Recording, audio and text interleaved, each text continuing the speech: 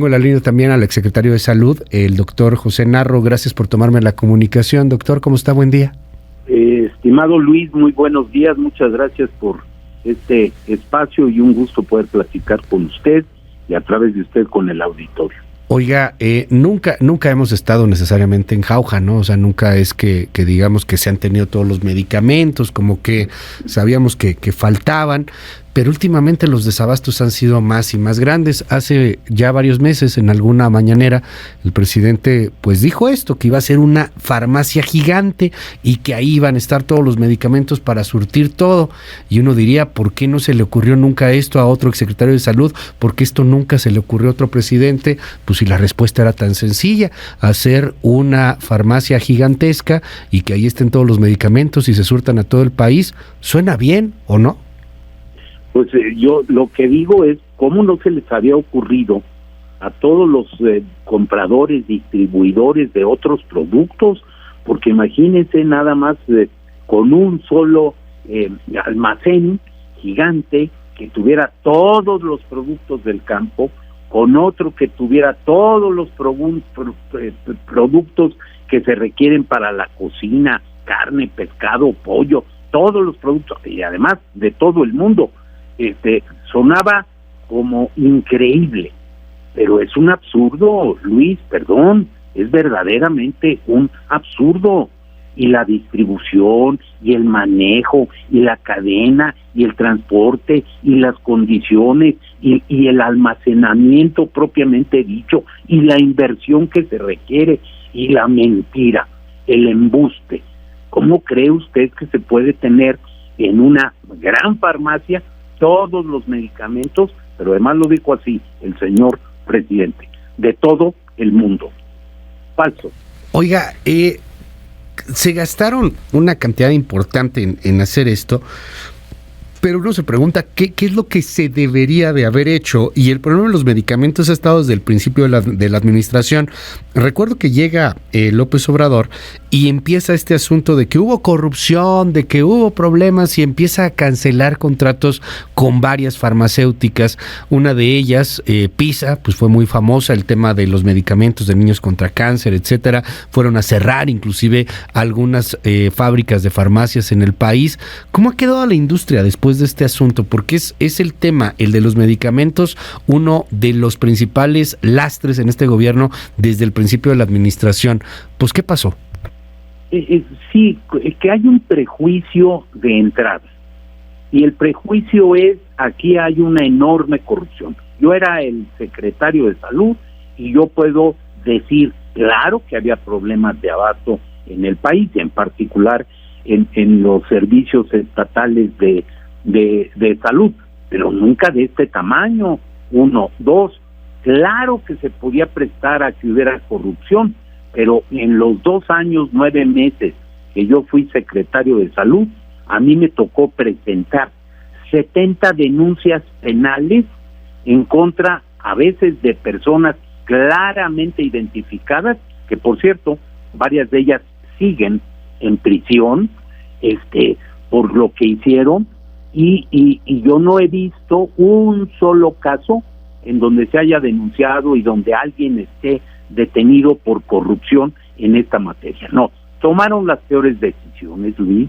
El primer semestre de 2019 no tuvieron problemas, lo digo con honestidad, porque se los dejamos abastecidos, porque ellos participaron en la compra consolidada, porque vieron cómo se hacía y porque nos pidieron que en lugar de ser el abasto para todo un año, fuera solo para 6 meses. Bueno, pues así se hizo, y esos primeros 6 meses se tuvieron los medicamentos. Después empezaron a centralizarlo en la Secretaría de Hacienda, en la Oficialía Mayor, que no tiene ninguna expertise en la compra, pues un fracaso.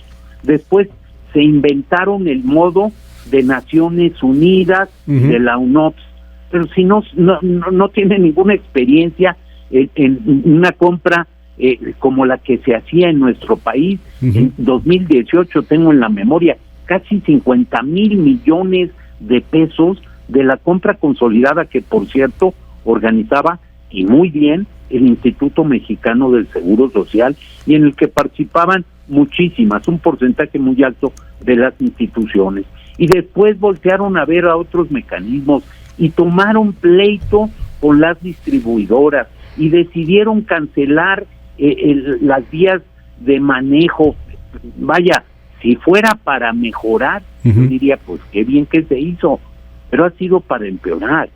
Y aquí, desafortunadamente, Luis, en salud, los errores, las omisiones, el dejar de hacer las cosas, se paga con vidas de personas. Y ahí están los datos, y es muy triste y penoso lo que le ha pasado a este país.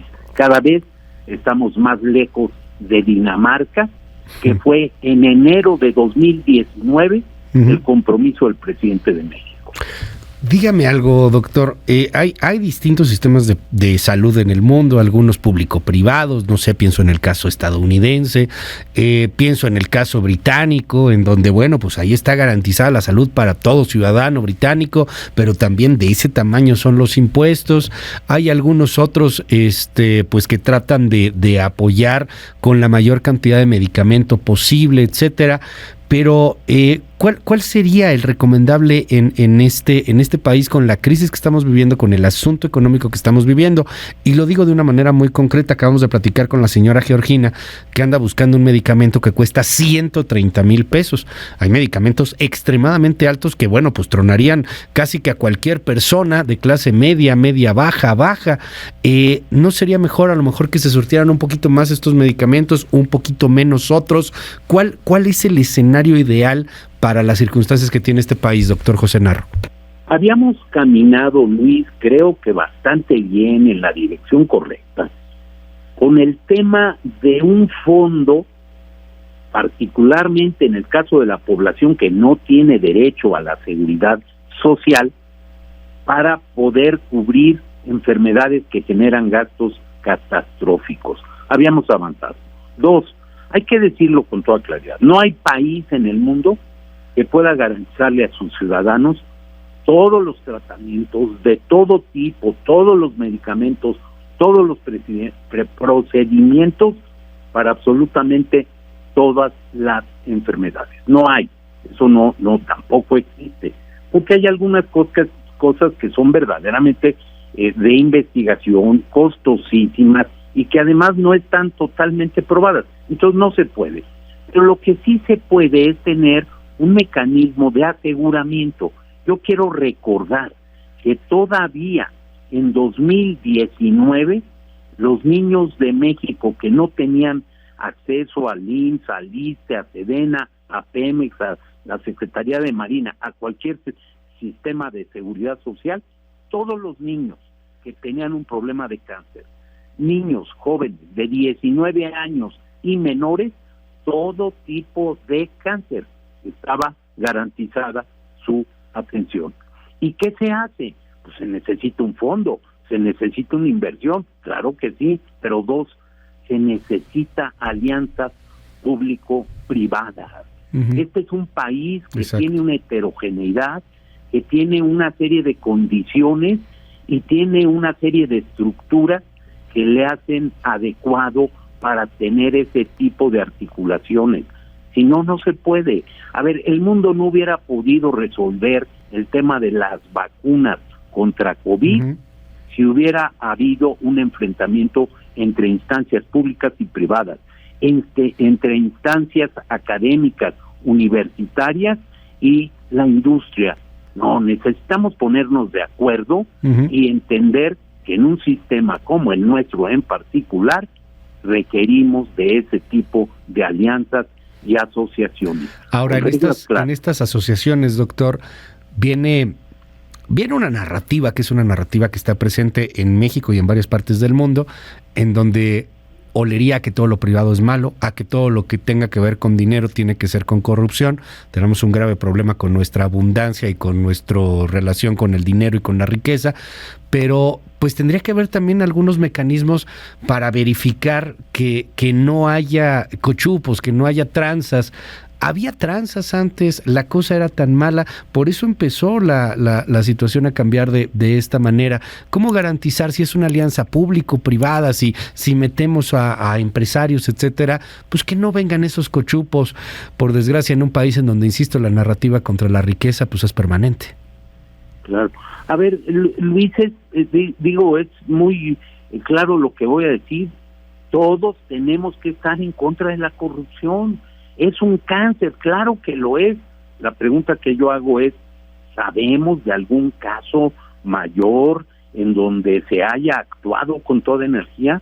La respuesta es no. ¿Está resuelto el problema? ¿Podemos levantar la bandera blanca por la corrupción? No. ¿Estamos mejor en las mediciones internacionales? No. Entonces, perdón, una cosa es el decir y otra cosa es el hacer. Puede darse la corrupción, se da, se debe combatir absolutamente, de manera ejemplar. De eso yo estoy convencido, y lo que yo digo es por qué cuando yo, por ejemplo, y hablando del caso personal, cuando fui secretario, 70 denuncias penales, y ahora pues no hay. Entonces, ¿cómo es posible? No, el discurso tiene que ir parejo. Entonces, donde hay corrupción, combátase, pero disculpen, dependemos no solo en la parte de los medicamentos, en la parte de la fabricación de equipos, en el tema de procesamiento de alimentos, en el transporte, traslado de productos básicos, maíz, trigo, frijol, arroz, etcétera. Dependemos de todos. Una sociedad tiene que estar organizada entre lo público, lo privado y lo social. Claro. Y lo ideal es que tengamos un equilibrio y que ninguno de estos sectores sea el que aplaste a los demás. No, queremos vivir con un régimen de libertades, y las libertades pues cuestan, y tenemos que pagar ese costo entre todos. Y si ahí se aparece la corrupción, contra ella, con todo, pero con todo, a fondo. Gracias, doctor José Narro, por estos minutos aquí en MBS Noticias. Va, un abrazo, buen día. Muchas gracias, estimado Luis. Felicidades, buen año y a seguir adelante. Gracias, es el doctor José Narro, exsecretario de Salud en este país.